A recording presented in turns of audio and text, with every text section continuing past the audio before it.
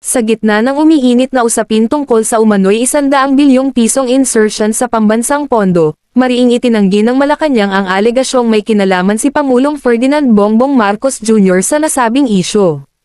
Ayon kay Palace Press Officer Undersecretary Claire Castro, walang obligasyon at walang papel ang Pangulo sa anumang tinutukoy na insertion, at walang batayan ang pahayag na ito ni dating Representative Soldico. Ipinaliwanag ni Castro na kung totoong may intensyon ang Pangulo na magpaloob ng ganito kalaking halaga, maaari naman itong direktang ilagay sa National Expenditure Program, NEP, ang opisyal na dokumento ng Malacanang na naglalaman ng panukalang budget para sa taon. Aniya, bakit pa ilalagay sa insertion ang 100 na bilyong piso kung kaya namang ilagay ng direkta sa NEP? Dahil dito, tinawag niyang, katakataka, ang alegasyon, at tila may gumawa lamang umano ng salaysay para kay Ko nang hindi nito lubos na nauunawaan ang kanyang mga binibitawang pahayag.